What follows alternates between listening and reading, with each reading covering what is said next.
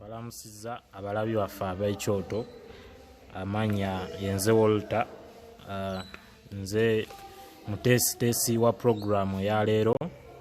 Leero tulina LC5 chairman wa Mpigi district. Sebo tusanyuse nnyo okulabako ku kyoto, weyanjulire abatulaba. Abalabi b'ekyoto, baganda bange, nsanyusa okubeera okukyazibwa bbo olwaleero. Amannya yenze Sejjemba Martin, ssentebe omulundo wa disitulikiti y'e Mpigi, chairman LC5. Mpozi chairman, omulabi waliwo baatugamba nti olina emyaka 28 gyokka. Inspiration ogijjawa okwesimbawo ku kifo nga LC5 chairman ku myaka egyo? Yes, emyaka kituufu nnyina 28. Inspiration eva mu bintu mbeera gye tubeeramu.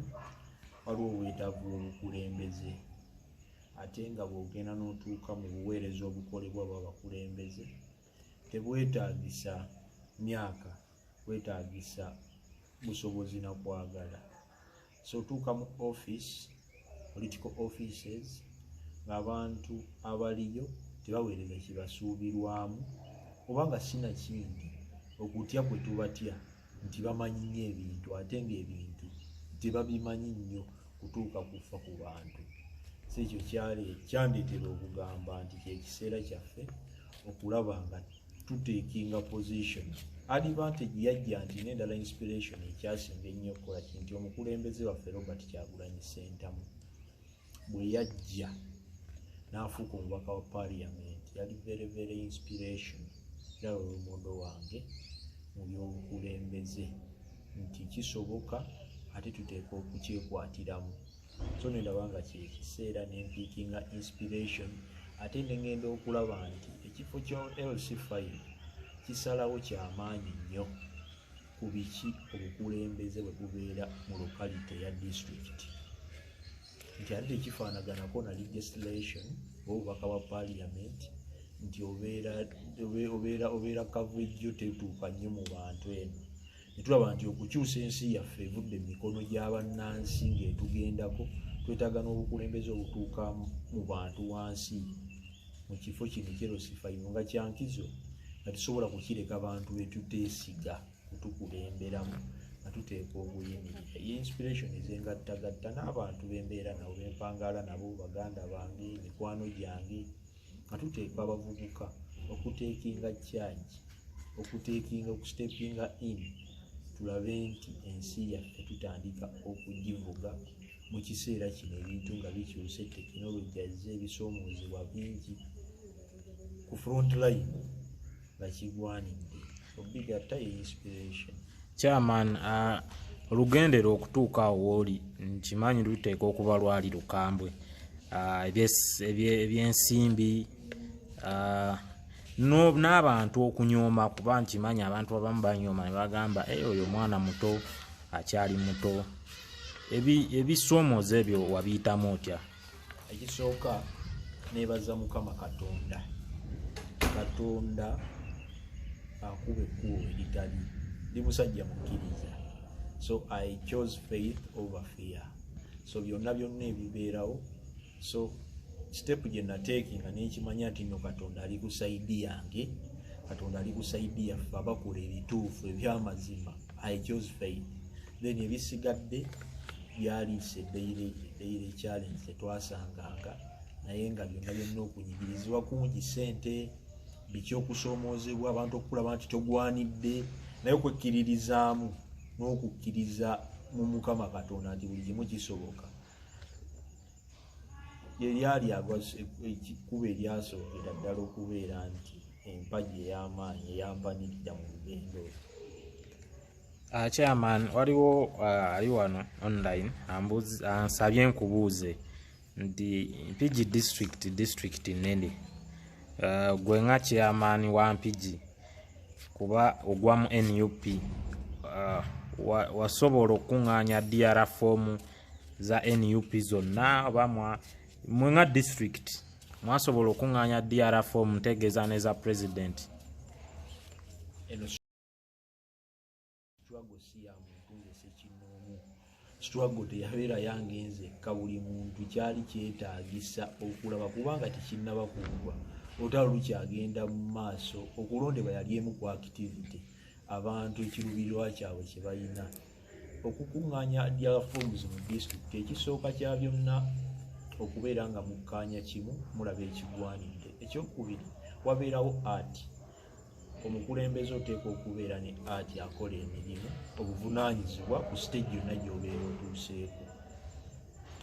Abantu nga baagala struggle, nange kennyini nnyini nga nnyambibwako abakulembeze abalala ffenna NUP twakolera ddala kitole okulaba nga tusobola okuŋŋaanya n'okukuuma obuwanguzi bwaffe bwe twakuumira ddala obulungi mu Mpigi ku mitendera gyonna okulaba nga tuwangula. Naye ekisookera kya byonna nti nno abantu bakoowu, abantu baagala Uganda empya, tekyali nsonga ndala esukkako awo.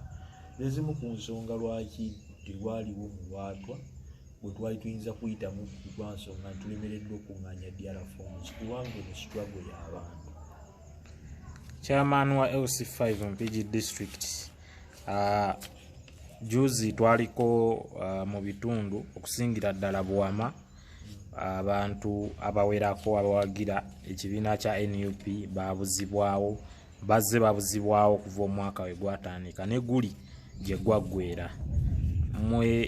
Gwe ng'omukulembeze n'abalala bakulembeze mu disitulikiti muno, ki kyemukoledde abantu abo ba famire zaabwe, oba kyoyinza n'okwogera ku nsonga eyo y'okuwambibwa kw'abantu?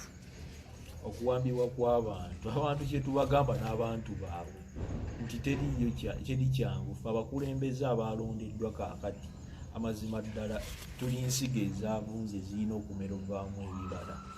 Ensi yaffe tuteekwa okuginunula kubanga tebinnaba kuggwa.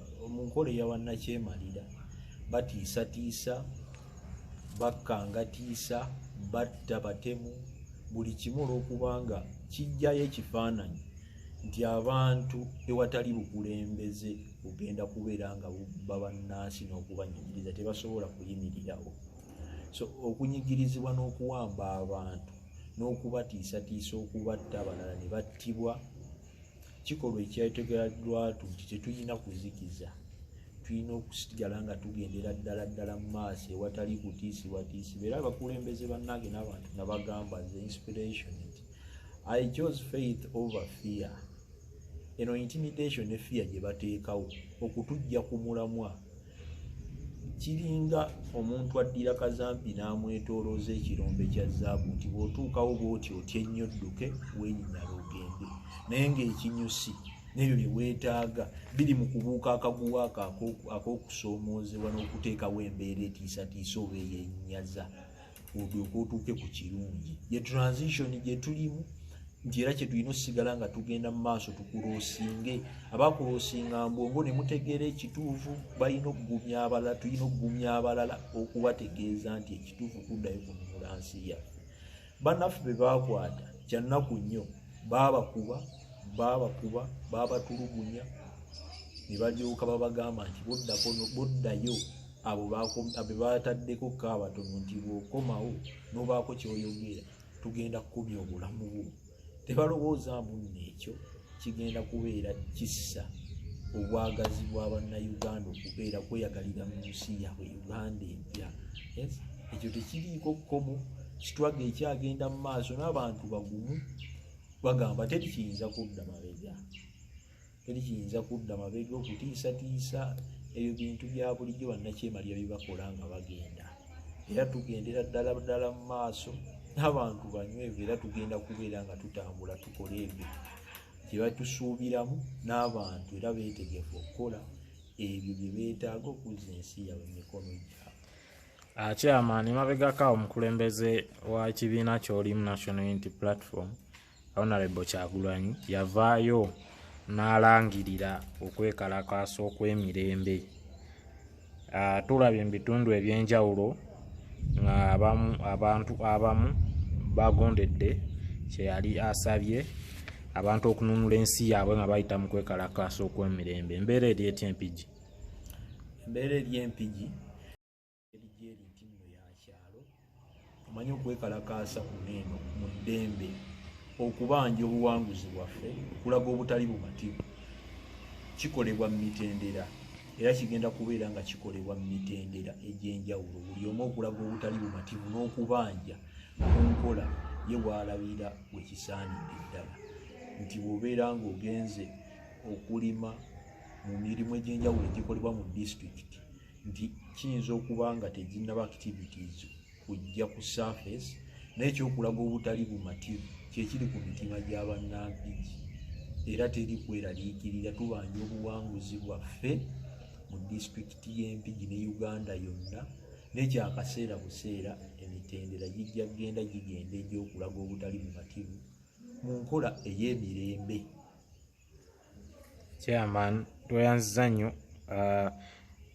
mpozi mu bigambo bye ebisembayo ng'oyogerako ne bannampigi ne bannayuganda bonna gye bali abali eyo. Bannampigi ne bannayuganda bonna abatulaba n'abatuwuliriza ekituufu amazima gali nti ekiseera kye kino tuteekwa okukola obuvunaanyizibwa nga tetunnatunuulira biki ebigenda okuvaamu era kyova olaba buli omu mukowoola okukola obuvunaanyizibwa obuli mu ekyo okusobola okuleeta lizasingira ddala okwagala okubeera mu nsi eyeeyagaza era omulanga gwe mbasindikira bannampigi ne bannayuganda bonna gye bali okusigala nga bakola obuvunaanyizibwa obw'omu kiseera ekyo ekigwanidde okulaba nga tuddamu okuzza ensi yaffe ku mikono gy'abannansi. Thank you our viewers all over the world. Today we had the OC5 chairman of Mpigi district, Sejemba Martin. Kindly subscribe to our YouTube channel, Echoto TV. Follow and like our Facebook page, Echoto Reloaded, and visit our website www.echoto.co.uk. Thank you for accepting our invitation, Honorable.